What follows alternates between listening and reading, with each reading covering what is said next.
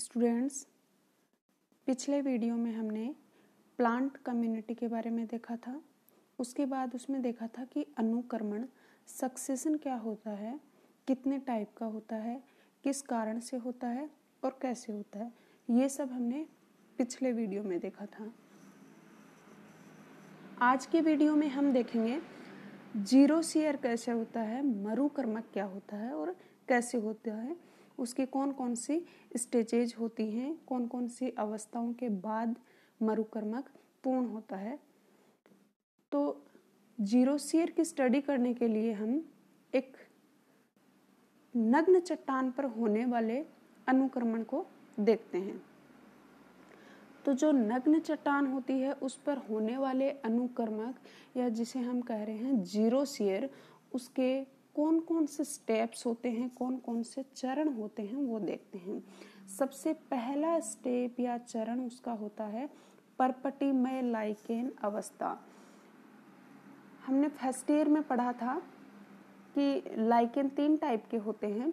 एक होता है परपटिमय लाइकेन, जो भूमि पे या किसी भी सतह से जैसे चट्टान वगैरह पे बिल्कुल ऐसे पपड़ी की तरह चिपका हुआ होता है, जमा हुआ होता है। दूसरे देखे थे पर्णिल लाइकेन। पर्णिल या फोलियोज जो लाइकेन होते हैं वो पर्ण की शेप, लीफ शेप के होते हैं। और तीसरे थे छुपिल लाइकेन, जो छुप की शेप के होते हैं। तो 3 टाइप के जो लाइकेन पढ़े थे, वही लाइकेन सबसे पहले नग्न चट्टान पर आकर के उगते हैं। और उनमें से भी सबसे पहले आने वाले जो लाइकेन हैं वो होते हैं परपटिमय लाइकेन। मतलब चट्टान जो है वो नग्न है और उस अवस्था में उस चट्टान का जो आवास होता है वो पौधों के लिए क्या होता है, अनफेवरेबल होता है, प्रतिकूल होता है। वहाँ की परिस्थितियाँ पौधों के उगने के लिए प्रतिकूल होती हैं। तो वहाँ का आवास कैसा होता है, ना वहाँ वाटर होता है, ना वहाँ सॉइल होती है, अर्थात कहें पोषक तत्व क्या होते हैं, एब्सेंट होते हैं। और उन चट्टानों पे सीधी सनलाइट गिरती है, सूर्य की जो रोशनी है वो डायरेक्ट गिरती है।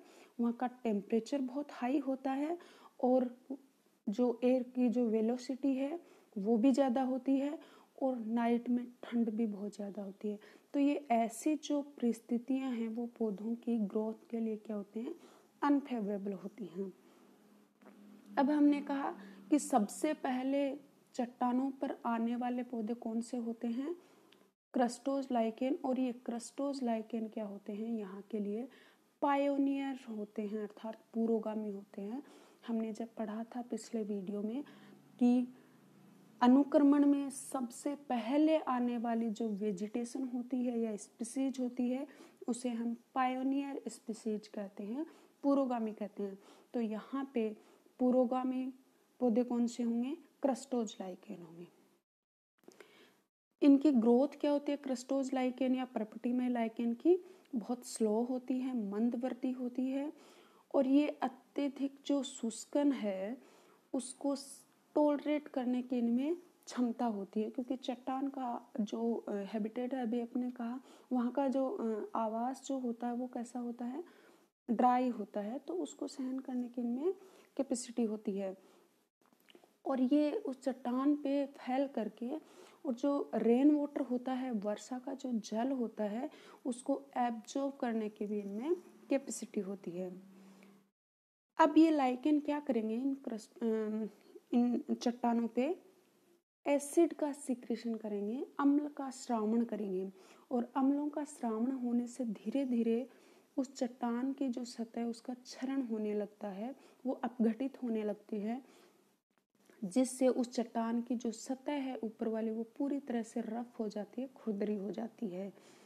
और साथ ही कुछ कार्बनिक पदार्थ या ऑर्गेनिक कंपाउंड्स भी बनते हैं।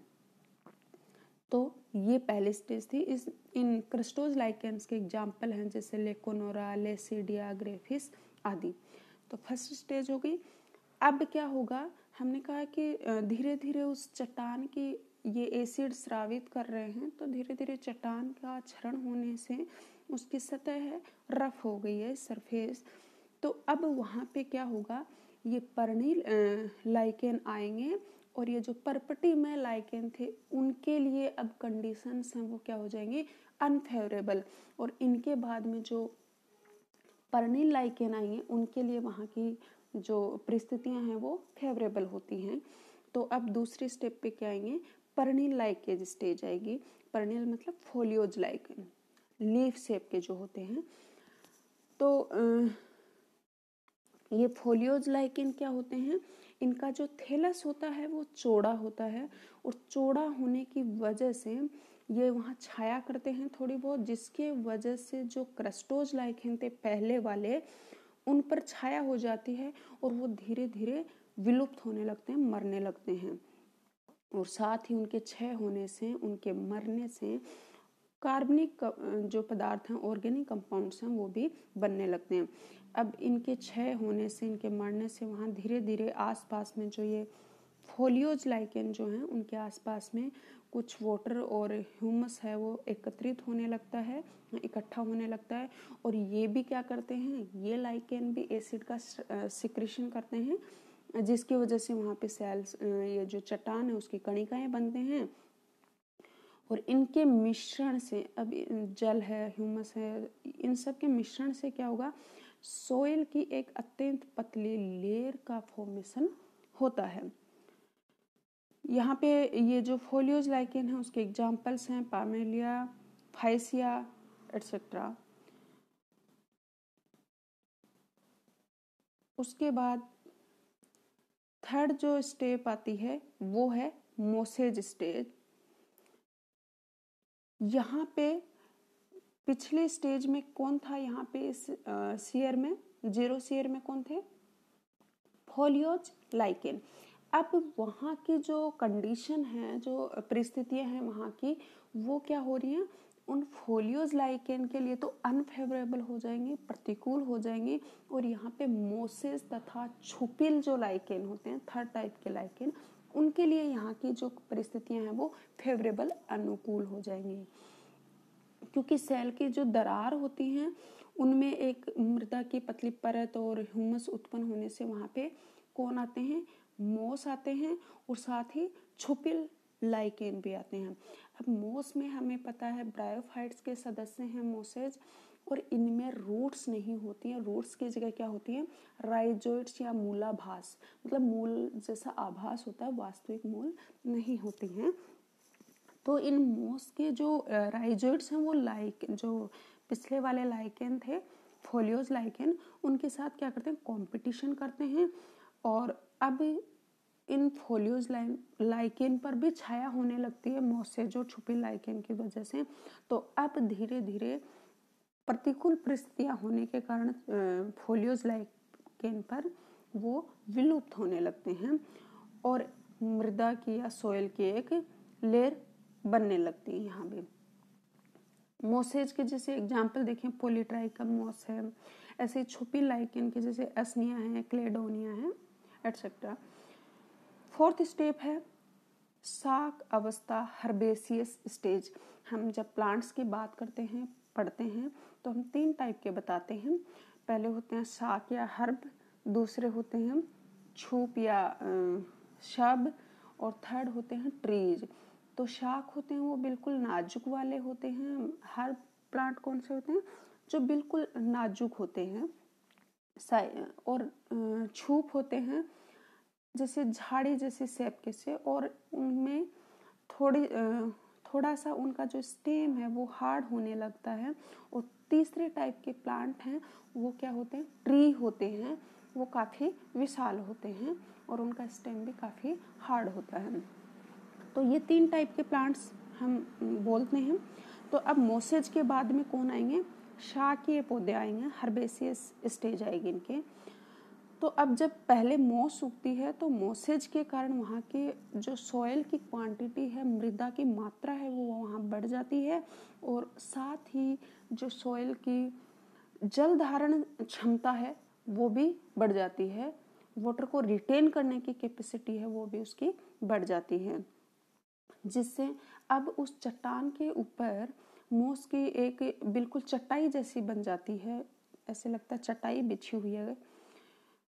धीरे धीरे मिट्टी की मात्रा बढ़ने लगती है, सॉइल की जो मात्रा है वो बढ़ने लगती है, जिससे सबसे पहले 1 वर्षीय पौधे आते हैं, उसके बाद में द्विवर्षीय, फिर बहुवर्षीय शाकीय पौधे वहाँ पे उगने लगते हैं। और साथ ही कुछ जो जीरोफिटिक ग्रासेज है, मरूदभित्तीय घास है, वो भी उगने लगती है। इन सब प्लांट्स की जड़ हैं वो क्या करती हैं, धीरे धीरे अंदर घुस रही हैं उसके शेल में, चट्टान में, और उसका संक्षारण करती हैं,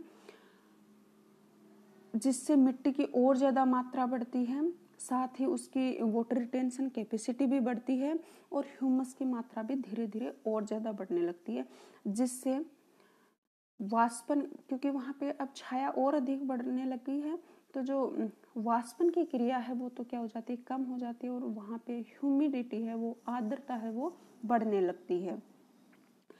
5वीं स्टेज है छूप अवस्था या फिर सब स्टेज। अब यहाँ पे क्या होगा कि क्योंकि हर बार जो भी शियर होता है, जो भी अनुक्रमण होता है, वहाँ पे जो पहले वाली स्टेज में जो प्लांट्स आते हैं उनके लिए परिस्थितियाँ प्रतिकूल होती हैं, और आने वाली जो वनस्पति है उसके लिए अनुकूल होती है। तो पहले वाली तो क्या होती है, नष्ट होने लगती है, और नई वनस्पति आकर के वहाँ पे उगने लगती है। तो अब वो शाकीय पौधे हैं, उनके लिए वहाँ की परिस्थितियाँ अनफेवरेबल होंगी, और छूप के लिए क्या हो जाएंगी, फेवरेबल हो जाएंगी, अनुकूल हो जाएंगी। तो यहाँ पे अब क्योंकि ये शाकीय पौधे होने की वजह से हमने कहा मिट्टी की बहुत क्वांटिटी बढ़ गई है, मिट्टी की एक परत बन गई है मोटी। तो अब इस पे क्या हो गया, मरूदभित्तीय छुप जीरोफिटिक श्रब्स उगने लगते हैं, और इन श्रब्स की जो नंबर हैं वो अधिक बढ़ने के साथ साथ है वो पहले वाले जो हर्बेसिस प्लांट हैं, शाकीय पौधे हैं, वो घटने लगते हैं। और इन छुपीय पौधों की जो जड़ें हैं वो इन चट्टानों को और अधिक अपघटित करती हैं, क्षरित करती हैं, और अब इस चट्टान या शेल पर सॉइल की एक मोटी परत बन जाती है। और इन प्लांट्स की जो टहनियाँ हैं और जो लीव्स हैं वो सब गिरने से वहाँ पे ह्यूमस की क्वांटिटी भी बढ़ जाती है, और ह्यूमस जितना बढ़ेगा उससे मिट्टी की जो मृदा की जो सॉइल फर्टिलिटी कहें, मृदा की उर्वरता है वो बढ़ने लगती है। और ये परिस्थितियां हैं अब आगे किसके लिए फेवरेबल होगी, अनुकूल होंगी, वृक्ष, ट्रीज उगने के लिए। हमने कहा छूप के बाद कौन से प्लांट्स आते हैं, ट्रीज। तो अब ये यहाँ पे जो भी परिस्थितियां बनी हैं वो किसके लिए फेवरेबल है, ट्रीज के लिए। तो अब यहाँ पे ये छूप हैं वो क्या होंगे, धीरे धीरे विलुप्त, और साथ में क्या होंगे, यहाँ पे ट्रीज बनने लगेंगे।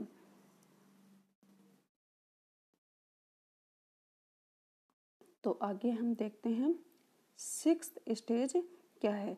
6th स्टेज इसकी है चरम 1, मतलब क्लाइमेक्स फॉरेस्ट।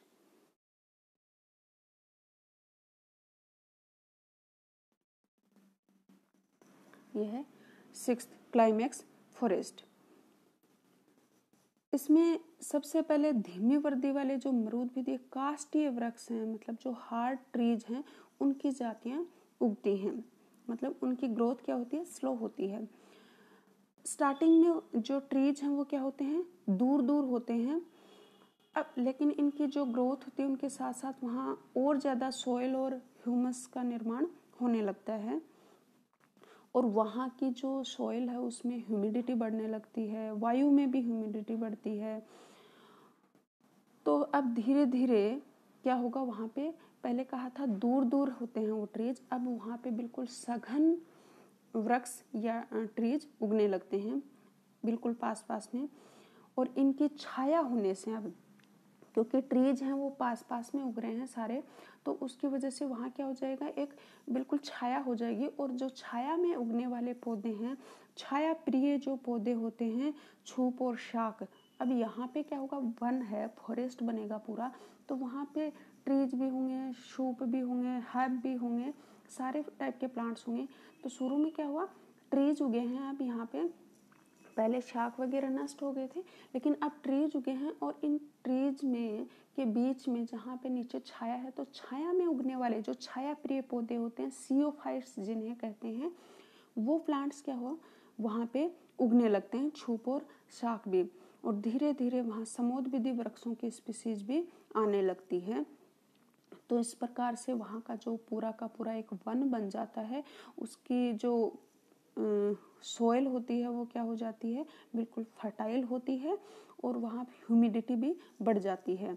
तो ये वहाँ का अब जो परिस्थितियाँ हैं वो बिल्कुल चेंज हो गई हैं।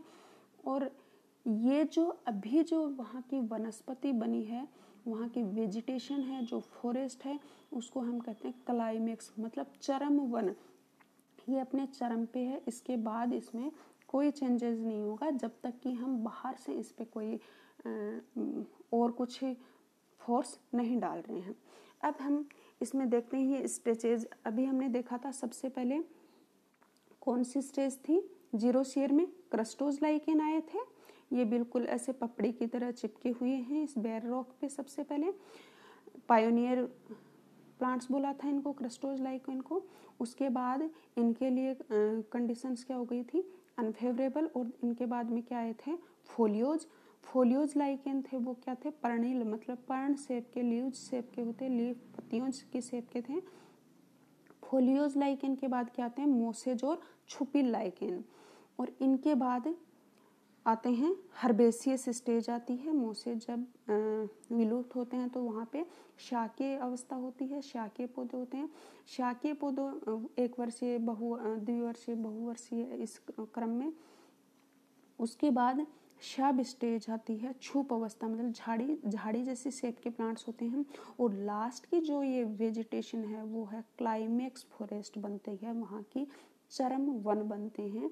ये बन गए हैं ट्रीज। और ट्रीज के नीचे यहाँ पे छाया में क्या होंगे, सियोफाइटिक प्लांट, सियोफाइट्स जैसे छुप और शाख, छाया प्रिय पौधे यहाँ होंगे। तो ये यहाँ पे क्या बन गया है, एक वन बन गया है। तो ये था जीरोसिया। Thank you.